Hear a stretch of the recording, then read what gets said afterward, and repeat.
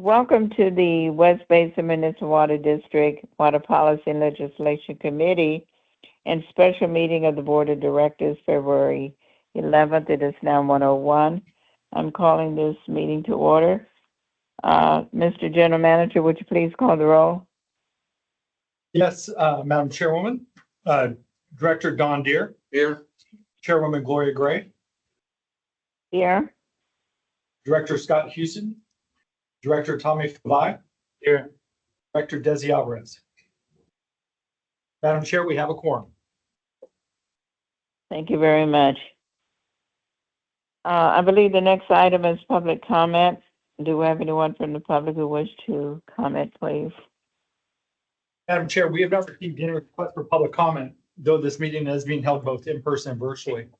If there's any member of the public that would like to speak under public comment, please indicate so by raising your virtual hand.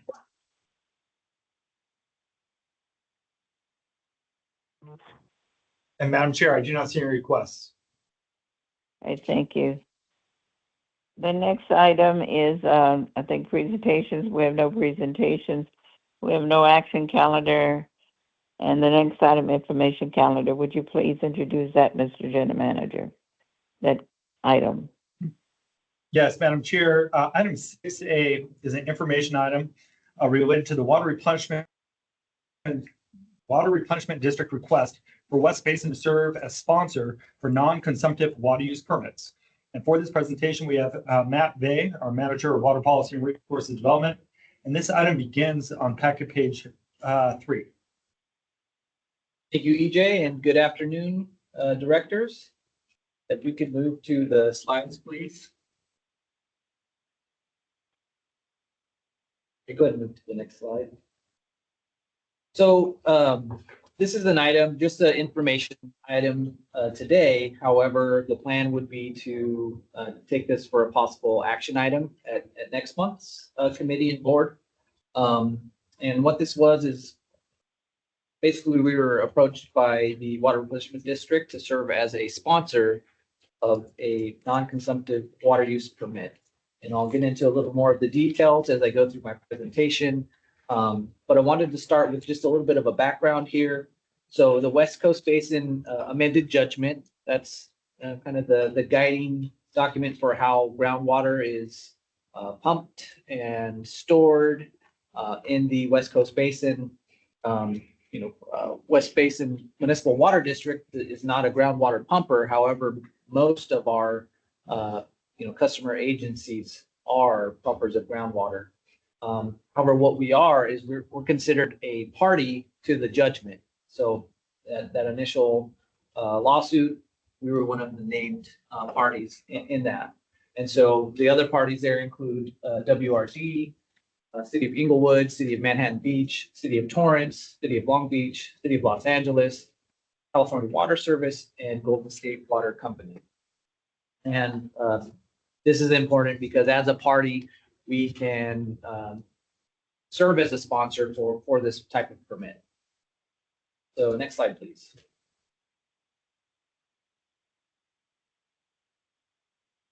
So what is a non-consumptive water use permit? So with kind of traditional groundwater pumping, there's a certain amount of pumping that entities can do each year. However, a non-consumptive water use means that you're not actually serving that groundwater to downstream residents. What you're actually doing is using it for a specific purpose to treat contaminated spots of the groundwater basins. And so these non-consumptive water use permits, as you can see here, are authorized by the West Coast Basin Judgment. It's used to extract water for remediation, water quality purposes. It helps support regulatory mandated groundwater cleanup projects that are mandated by the state, by the federal government. It does not count against any adjudicated pumping rights for our retailers. And in those cases where the water is not just kind of put into the sewer system afterwards, if they actually re-inject the water that they treat, then they get a waiver of the replenishment assessment on every acre foot of water that's pumped. Next slide, please. So One of the stipulations for this is in order to petition for a permit from WRD for this type of permit, you have to be a party to the judgment. And so that's where West Basin comes in this situation. So non-party entities, which both of the projects that are being done here are not parties to the judgment. So they can't receive a permit directly, so they have to secure a sponsor to petition our WRD for that permit. And then what the sponsor does, in this case West Basin, is we would assign that non-consumptive water use permit to the non-party through what's known as an agreement for assignment. Agreement that has to be signed by West Basin and then also the party in question. And for both of these permits, or I guess all permits of this type, they're issued for a defined term not to exceed 5 years. So they would do treatment over that 5-year period, try to treat as much water as they can. And then at the end of the 5 years, that permit would expire. They would either be done with their work or they'd have to enter into a new permit period. Okay, next slide, please. So as I mentioned, we were approached by Water Replenishment District to serve as a sponsor, and there's actually 2 non-consumptive water use permits that we were contacted about.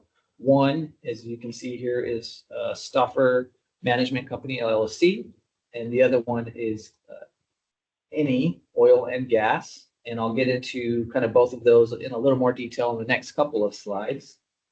So I'll start with Stauffer Management Company on the next slide. So they're the current site owner, and this, if you see the map there, might be a little hard to tell, but this is in Carson. So this is at 2112 East 223rd Street in Carson, and it was a former PVC plant that was operated by Stauffer, as well as BP, what was used to be ARCO, the energy gas company. They're currently performing some post-closure of that site, which it's been closed for a while, but they're performing some groundwater treatment and monitoring work there. The permit that they filed with WRD would be to allow them to extract 30 acre-feet per year for 5 years. And then that treated and extracted groundwater would be re-injected back into the aquifer. So they would be seeking a waiver of the replenishment assessment. But that's all handled with kind of WRD, not with West Basin. On the next slide, show the other permittee, and this is also in Carson. This was at the former Gardena Valley landfill, number 5 at 306 West Torrance Boulevard. It was a former waste site owned by a refining company. Eni Oil and Gas, they're the current property owner and the responsible party for the mitigation work that's being done there. Again, they're doing post-closure of that site, groundwater treatment and monitoring. Their extraction permit is for not to exceed 20 acre-feet per year, so up to 100 acre-feet total. And with theirs, they're not re-injecting it. They're just going to discharge that treated groundwater into the sanitary sewer system. So those are the 2 entities that we would be assigning the permit to if this goes through. So wanted to touch on the timeline and kind of propose next steps on the next slide.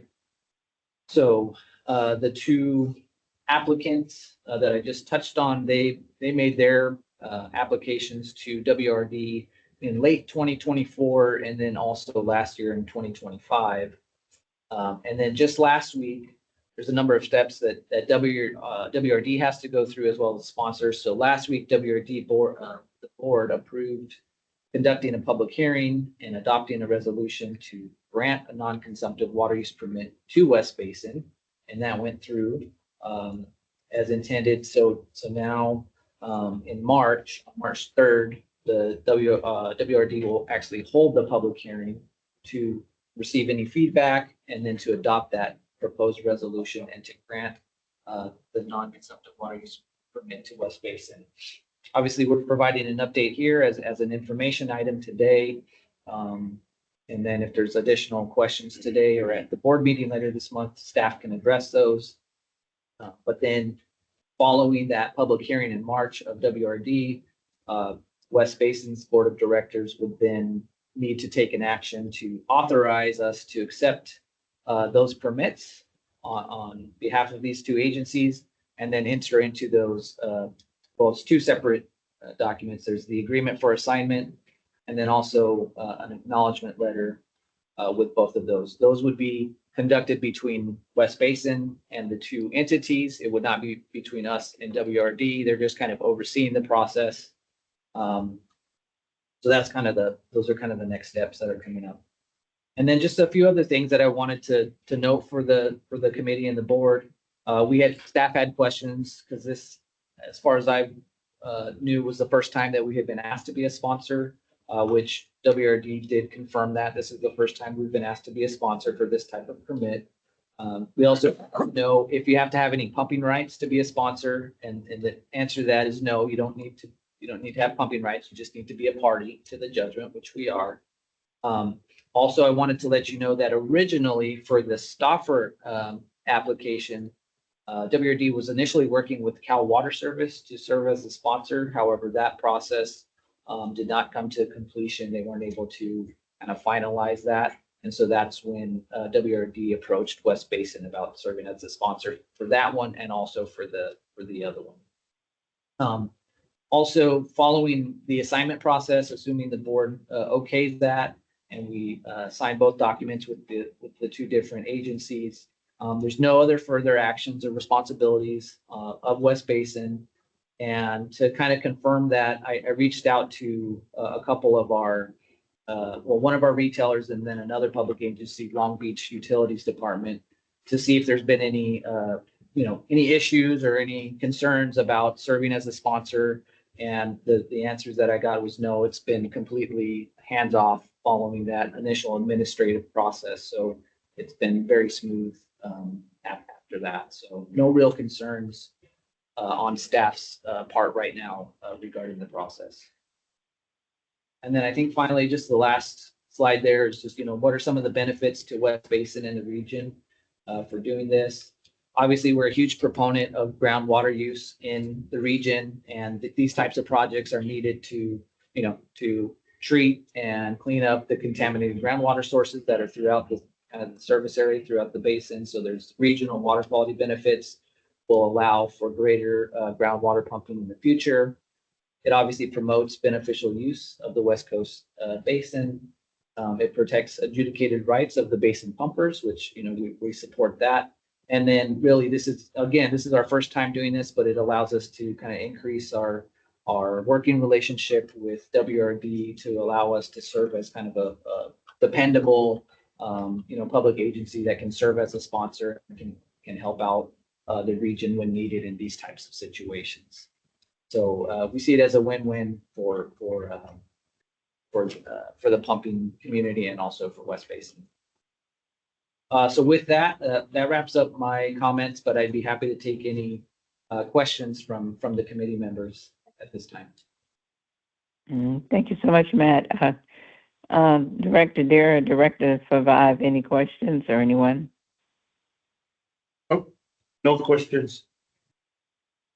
Okay, thank you very much for the presentation. I do have a question. Will this be as an action item on the agenda? So it would not be action item this month. It would come back as an action item at next month's Water Policy Committee.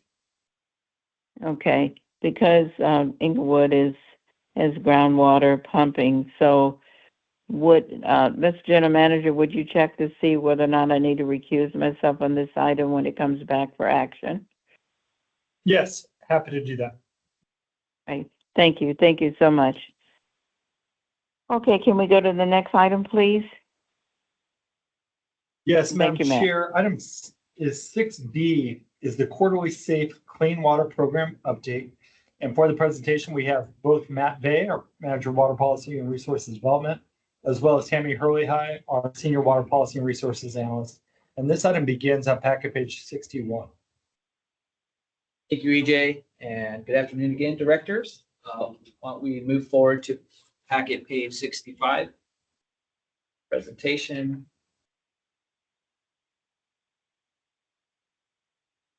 Thank you. And so this is a quarterly update of our Safe Clean Water program involvement. West Basin serves on both the Central Santa Monica Bay and the South Santa Monica Bay Watershed Area Steering Committees. And so this just kind of provides an overview of the last few months of meetings that we've had. I serve as the primary for both of those, but then Tammy Hurley High here helps out with the South Santa Monica Bay, and then Augustine Hahn helps out with the Central Santa Monica Bay. So we always make sure that somebody's able to attend all of those meetings as they happen. And just wanted to mention kind of upfront, you see there that, so every year, the region gets a certain amount of funding available to them.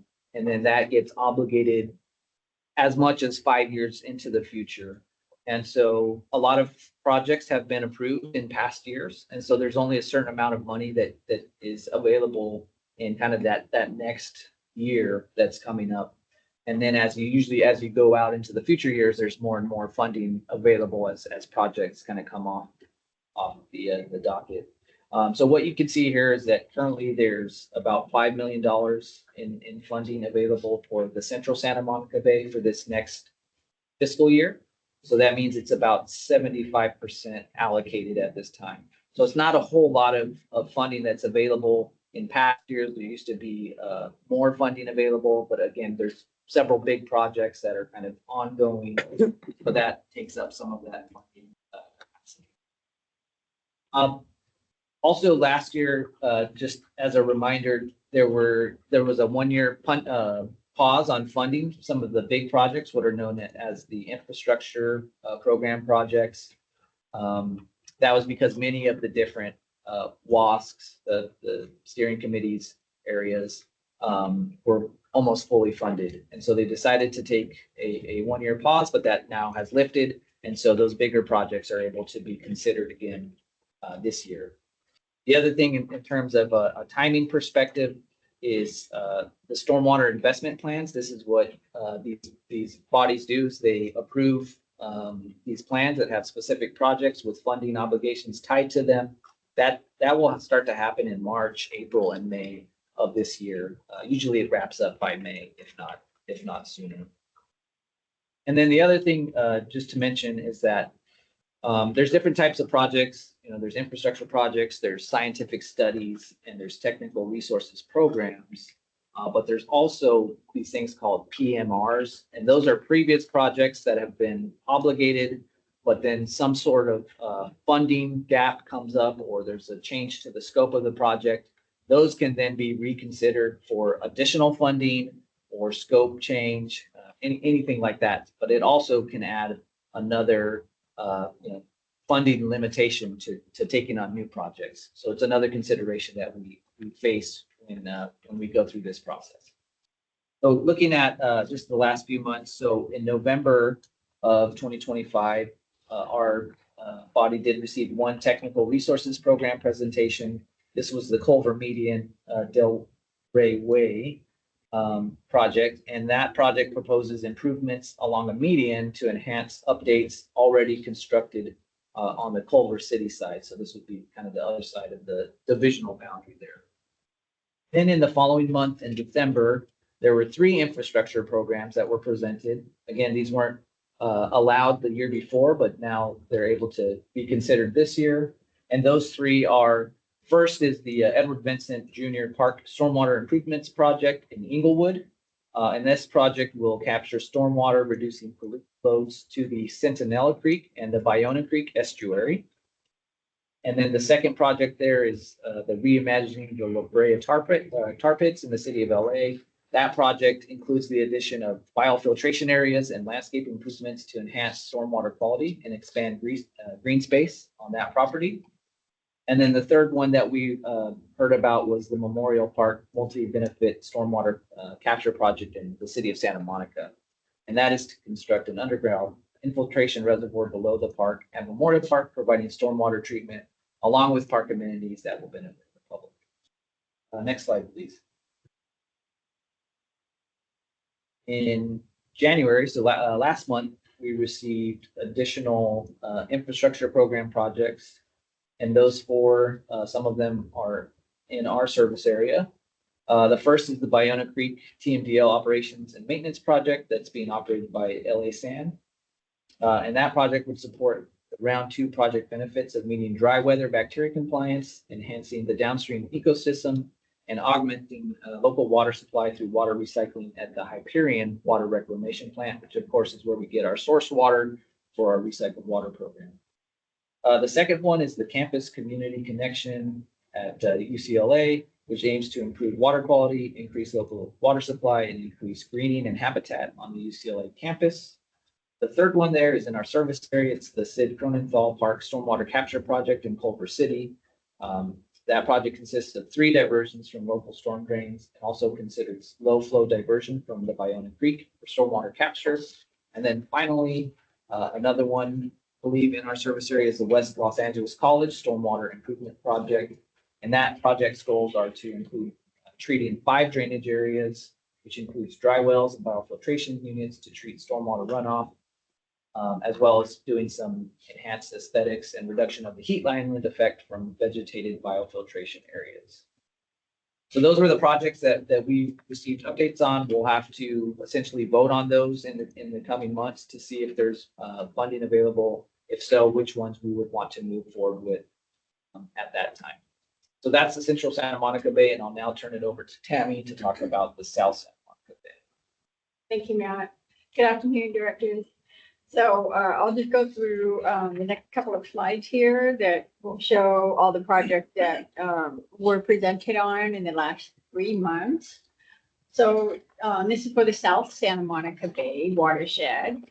So as Matt mentioned, the funding available. So for fiscal year 26-27, the anticipated available funding is $3.7 million. And of that, 83% has been previously allocated. So that's just something to keep in the back of our minds as we look through the presentations. So in November, they received 3 presentations, the South Santa Monica Bay Watershed Steering Committee. That first one is Lucerne Street and Watson Center Road dry well improvements. This is located in Carson. And this project would improve stormwater quality and recharge groundwater through the implementation of dry wells on 2 street corridors. The second is the Victoria Park Stormwater Capture Project. This is also located in Carson. That project would divert stormwater to underground storage structures at Victoria Park and then ultimately to the sanitary sewer. The third one is the West Carson Stormwater Improvement Project. LA County Public Works is the project sponsor. And this particular project and the feasibility study involves analysis of stormwater capture on Vermont Avenue, located in the unincorporated portion of the West Carson area. Next slide, please.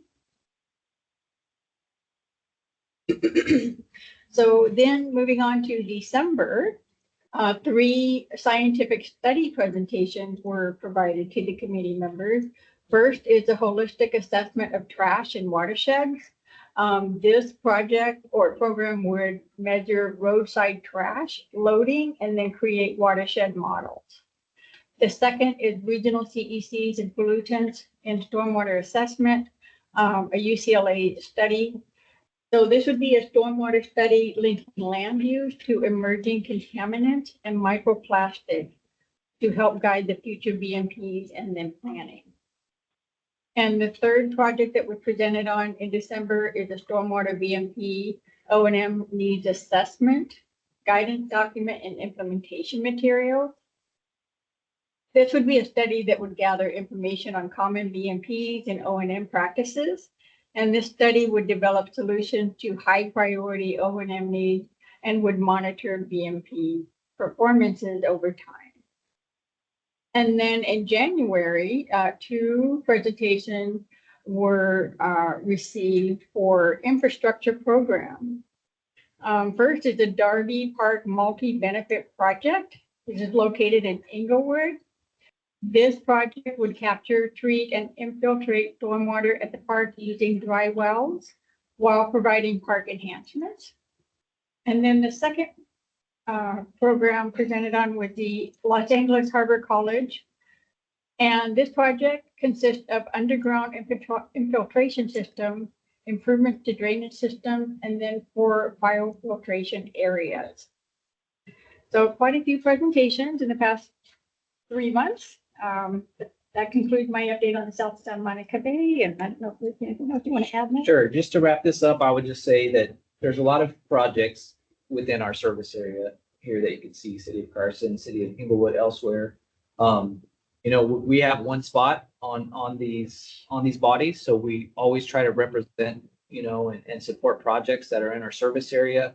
With limited funding, it becomes more difficult when you have competing priorities. But I can tell this committee and the board that staff will always fight for funding for projects that impact our cities locally. So it doesn't mean we'll always win, but we will certainly try and get funding to those cities that need them. So with that, we're happy to take any questions.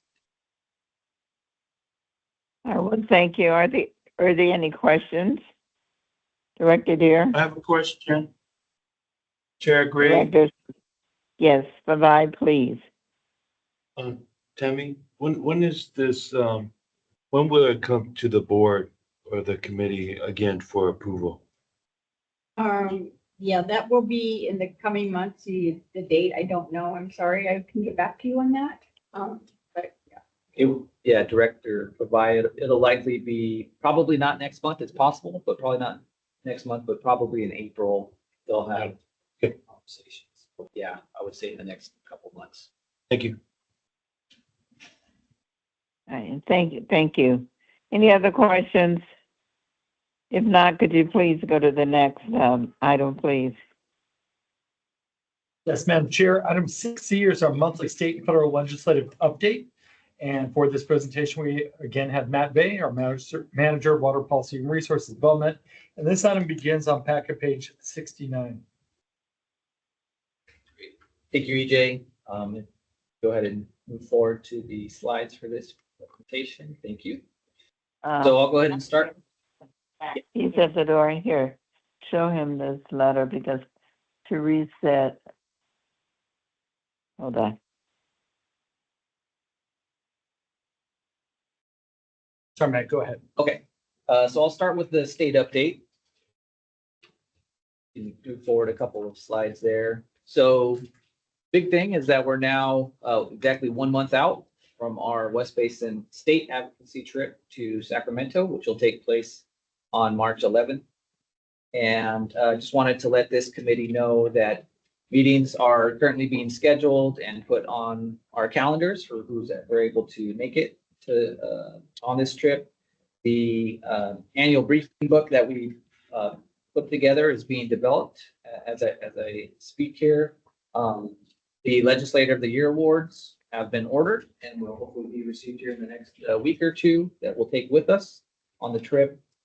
And then just to kind of let the committee know about some of the topics and priority areas that we'll be talking about.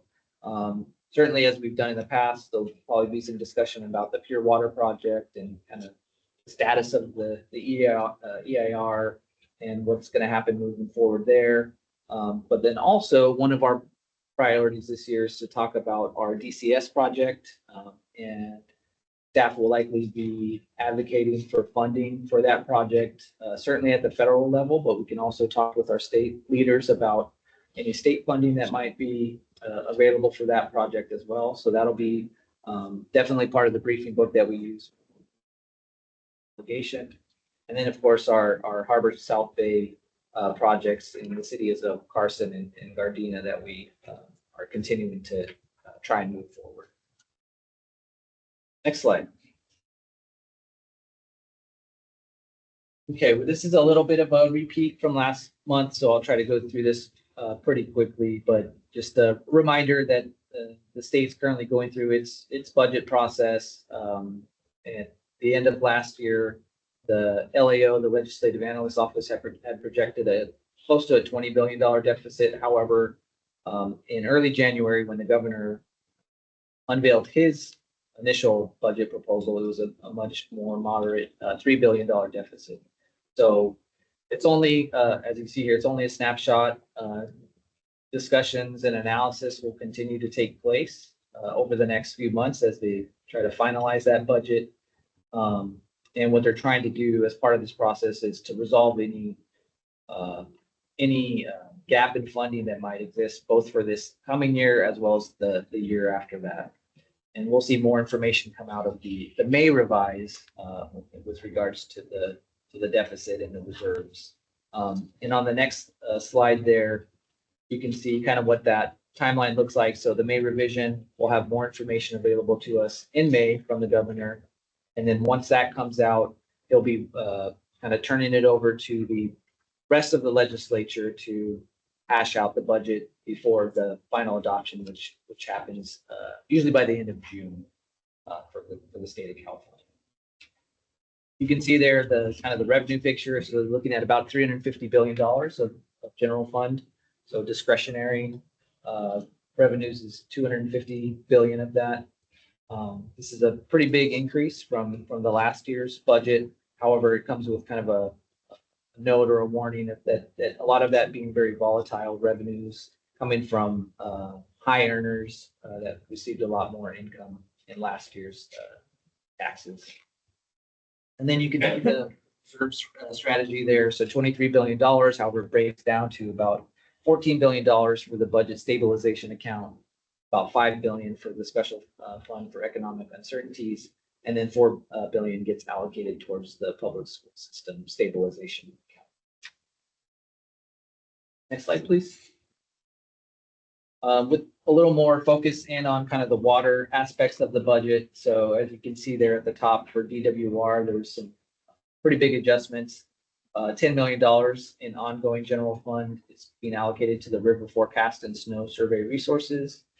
And then $14 million of one-time general fund budget would go towards the Delta levees program mitigation. So continuing to try to strengthen our get our water from in Northern California. And then on the second part there, you can see the Prop 4, the climate bond that passed. So we're now in round 2 or year 2 of implementation of that climate bond and the funding that comes out of that. There was $3.2 billion that came out of round 1 last year, or I guess the current year that we're in. And right now the proposal is for an additional $2.1 billion for this coming year. Of that, Prop 4 allocated about $400 million for water recycling, which is what we're kind of most interested in. 150 million of that was allocated last year. Right now, the budget trailer bill has about 78 million allocated towards recycling, which would leave the last 150 or so million for round 3, which would be in fiscal year 28. Next slide, please. So we've got about 4 months until the primary election takes place in June. And the California governor's race is continuing to evolve as some people bow out, some people join. Pretty recently, the current San Jose mayor, Matt Mahan, did submit his intention to run in the governor's race. He is known as being a somewhat more moderate Democrat, part of the state. He's also somewhat of a critic of Governor Newsom at times, so it'll be interesting how he kind of shakes up, the larger list of folks that are running in this race. And the March 6th is the filing deadline to join the governor's race, so we'll continue to track and let this committee know if there's additional names of interest that join it. As I mentioned, June 2nd is the primary election, and at this time, some of the, I guess, more known names that are in the race include Mr. Mahan here, Katie Porter, Antonio Villaraigosa, Chad Bianco, Steve Hilton, Eric Swalwell, Tom Steyer, Xavier Becerra, Tony Thurmond, and Betty. So some Republican names in there, some Democrat names in there, but we'll probably see that list continue to evolve the next month. Next slide. I'll just touch on this very briefly because I know Tammy has some more information about our water supply. But DWR did conduct its second snow survey of the season just recently. And what it kind of shows is that our snowpack is less than average right now, a very dry January. However, I think we've seen the forecasts that are coming up to show some decent snowfall that's going to be happening in the Sierras this week and possibly into next week. So hopefully they'll kind of chip away at that snow drought or snow deficit, whatever they call it. And we'll see our snowpack get back towards more of our annual average in that regard. Also, again, sorry, Tammy, but the State Water Project allocation was recently increased from 10% to 30%. We did hear that from Metropolitan Water District at last week's caucus meeting, but that was welcome news to get that pretty sizable State Water Project allocation. Next slide. Okay, just a couple of priority bills I just want to touch on. And just as a reminder, this is the second year of a 2-year legislative session in our state. And the deadline to introduce new bills this year is February 20th. So just another week or so before all bills have to be introduced. And at the top there, you can see AB 35, which the board took a support position on last month. And this is an Administrative Procedure Act exemption for Prop 4. So I won't go into any more details since we took that position on that last month, but that's moving forward. And then there's a 2-year bill from last year from one of our delegation members, Senator Ben Allen, SB 601, related to waste discharge. And again, this just a quick summary of it. It's a water quality Trump proofing bill sponsored by Coastkeeper and Defenders of Wildlife, having to do with kind of the waters of the state.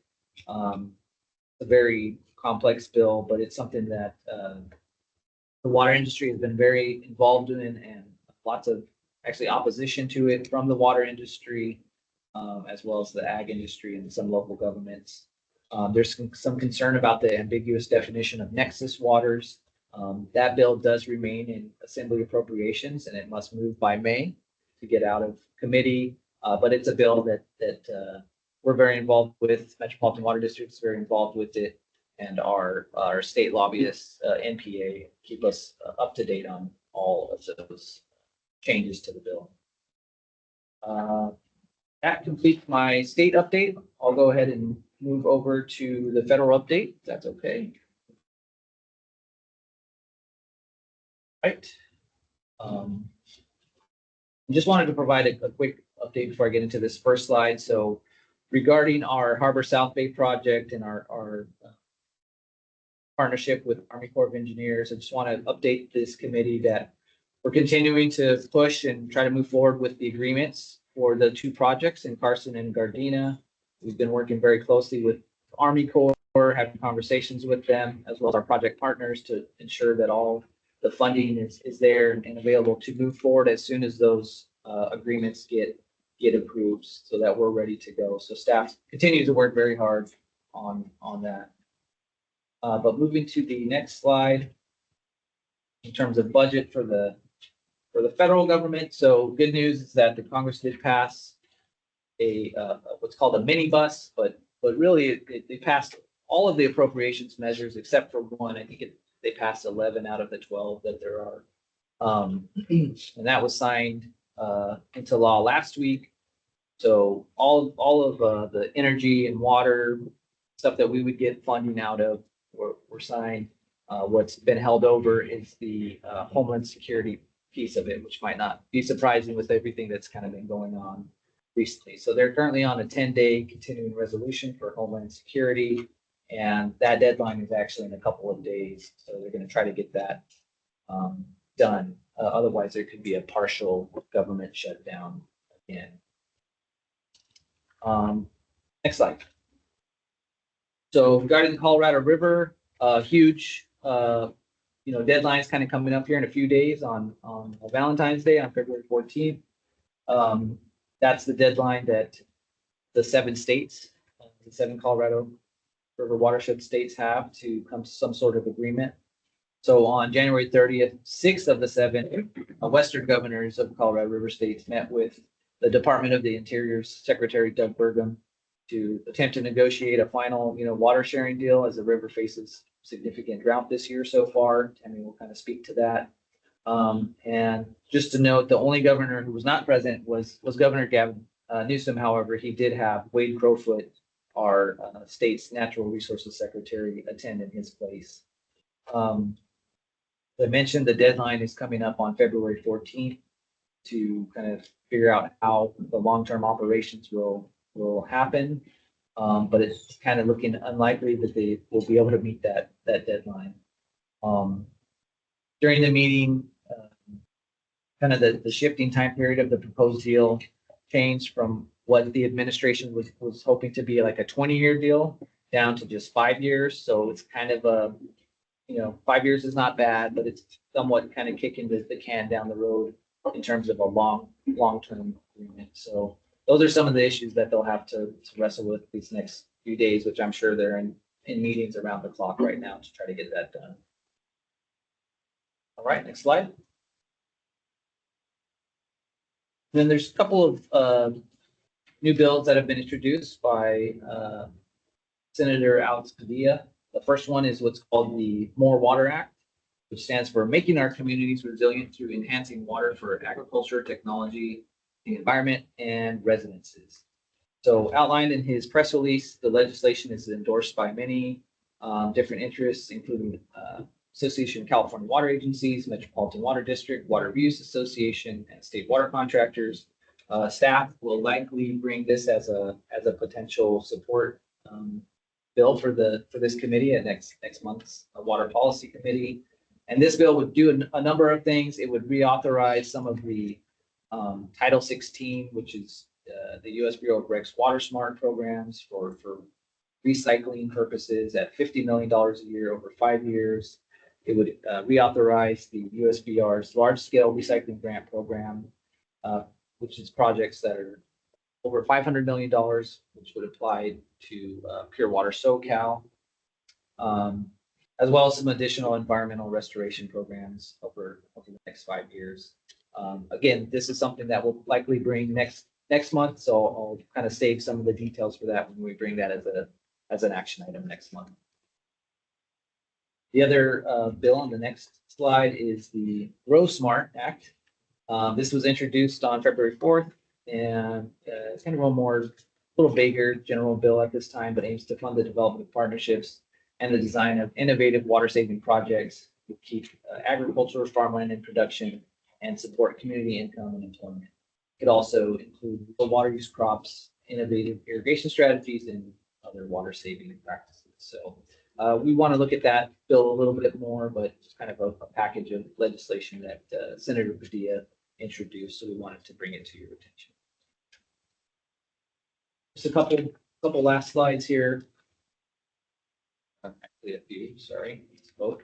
So the next one here is Prop 50 Supreme Court decision.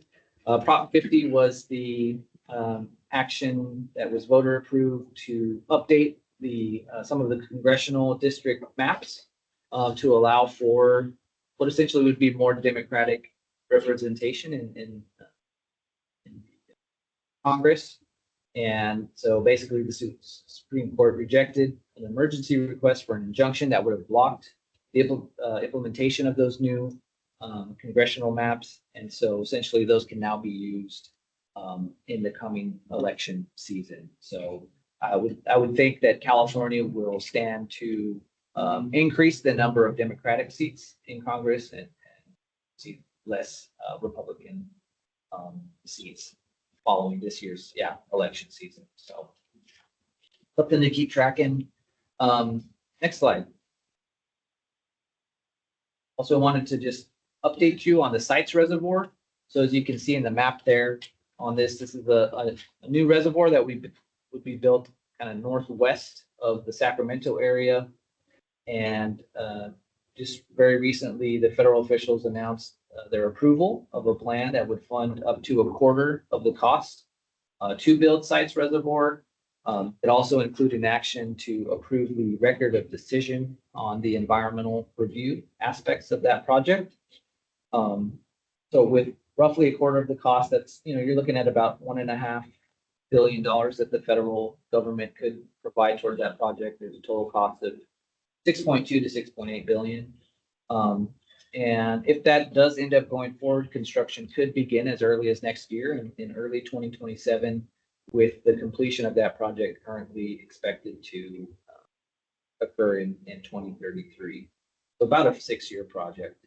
And again, just as a reminder, that project, if built, would provide up to 1.5 million acre feet of off-stream storage. So it's not connected to any of our rivers. It would be an off-stream storage site. All right. 2 slides left.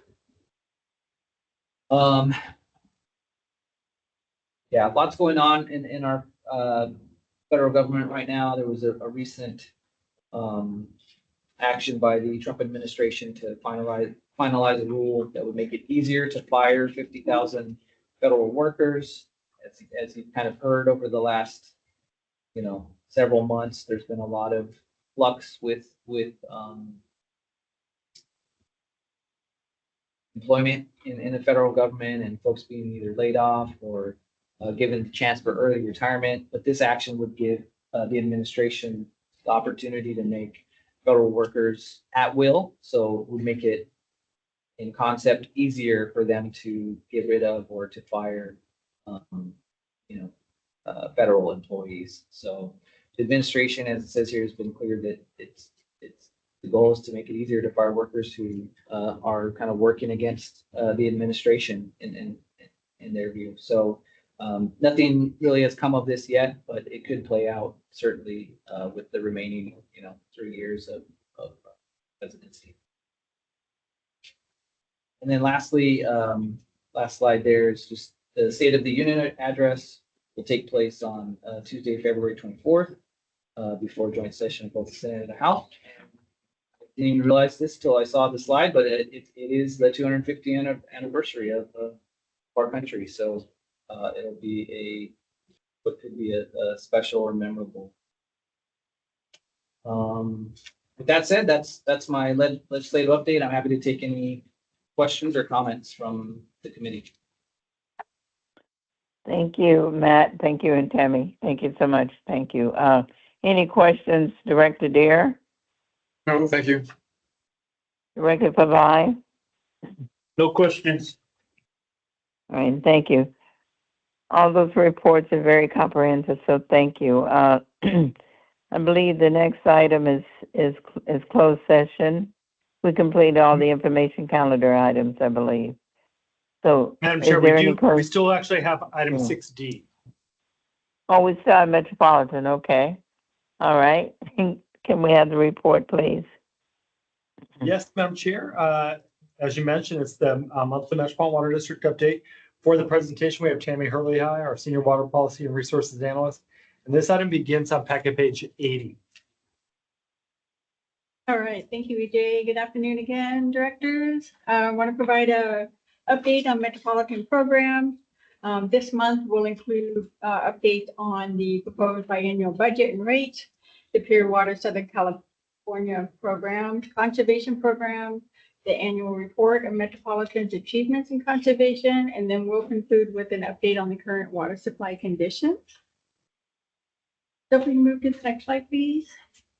All right, so this month, Metropolitan had their first board workshop. It was actually yesterday. They proposed the biannual budget. This slide was taken from that presentation. It says here that the budget baseline includes a 15% increase for 2 years combined. It's 7.5% each for each year.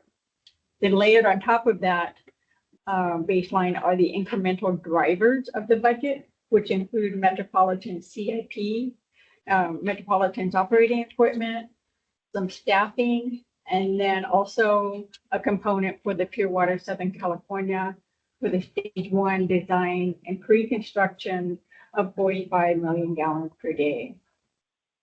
The overall biannual budget rate, budget requires an overall rate increase of 9.5% in both calendar years 2027 and 2028. The proposed increases are anticipated to fund the essential operations, maintain the system reliability, and support a growing and aging capital program. So the process of evaluating and considering the proposal began with workshop number 1 yesterday, February 10th. It will be followed by a series of more workshops to come and a public hearing. And the board is expected to consider the budget and rates adoption on April 14th. So a lot of meetings to go in a short period of time. Next slide, please. So just a brief update on the Pure Water Southern California program. These are a couple of slides from their recent report that they provided last month at their committee. So for environmental planning, the board did approve and certify the final environmental impact report just yesterday at the meeting. By the way, there was a press release that went out on that. And then also the project Pure Water Southern California was certified by the governor for C-Corp related judicial streamlining under the SB 149 infrastructure streaming program. And then regarding direct potable reuse, that planning continues. Metropolitan has conducted studies to assess strategies for the DPR implementation and preliminary findings that are anticipated to be available next month. Metropolitan has advertised bid packages for testing equipment of DPR to facilitate the design at that testing facility. So information from this testing will allow Metropolitan to assess both treated water augmentation and raw water augmentation alternatives. Next slide, please. So regarding the conservation program, a couple of different slides here. On the top right corner is a Be Water Wise website. Metropolitan recently redesigned that with a fresh look and other updates to a more user-friendly approach. The graphic below on the left corner is the funding activity for Metropolitan turf replacement program. So as you may recall, last fall, Metropolitan was able to increase their rebate incentive for turf removal for up to $7 per square foot as a result of their grant program with DWR. And Metropolitan has recently announced that the rebate will change on March 1st for dropping from $2 per square foot of grass removed to $3 per square foot for residential. And then also for the turf replacement rebate for the CII customers and HOAs. All of those have been fully reserved, all the projects and programs. So those rebates have dropped from $7 a square foot to $4 per square foot. So just an update on that. Next slide, please. So achievements in conservation, recycling, and groundwater storage. This is the annual report that Metropolitan produces every year, and they submit it to the state legislature February 1st each year. The report outlines their program achievements that include conservation, water recycling, and groundwater programs. And of these 3 programs, Metropolitan has invested $35 million just in last fiscal year alone, 2024 and 2025. And Metropolitan's rebate programs have been instrumental in achieving these regional water savings. These include indoor and outdoor devices for residential and commercial properties. And through their rebate program, more than 3.9 thousand acre feet of water have been conserved from new devices for the last fiscal year. And Metropolitan has reported the cumulative investment has resulted in more than 8.8 million acre feet of water conserved. Next slide, please. So here is a look ahead for the remaining meetings at Metropolitan this week or this month. The next meeting will be Tuesday, February 24th. The subcommittee on imported water is scheduled for 9 a.m. Items on this agenda include a report on the Colorado River Board meeting, a report on the Delta Conveyance Design and Construction Authority meeting, and an update on the Colorado River negotiations. Then at 12 noon, Metropolitan will have their second workshop to review and discuss the proposed biennial budget and rates. And next slide, please. Okay, so this is the report on the developing water supply for the year. For Northern Sierra, there is below normal snowpack water content, as Matt had already mentioned earlier. And so as of January 28th on this graphic, the snowpack was 42% of normal. It's now at 40% of normal.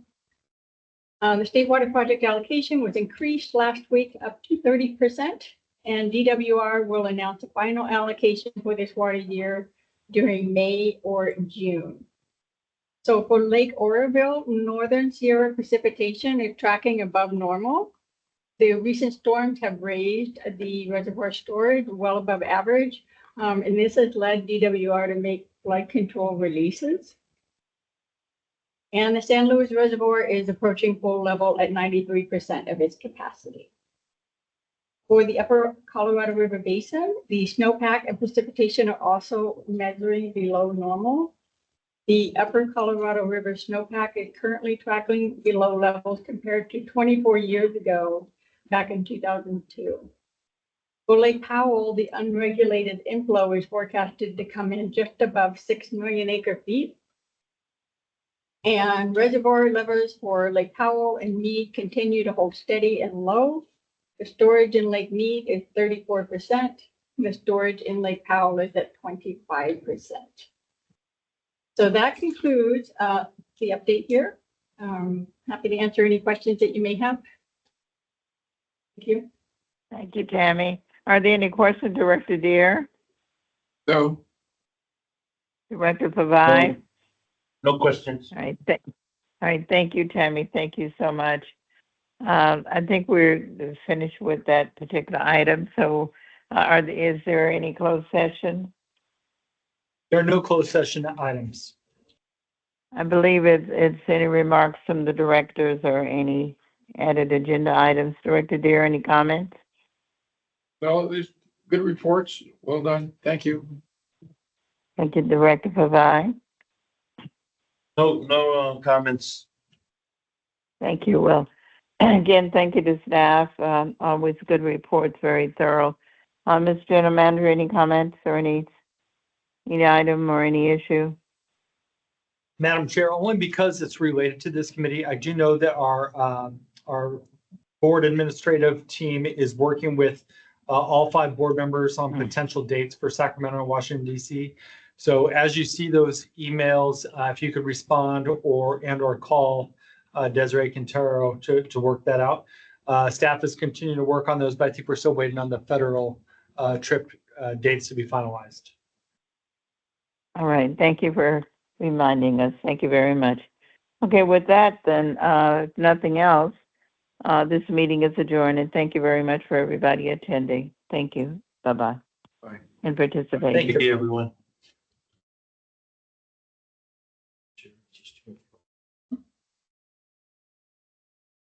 And we'll work with everybody.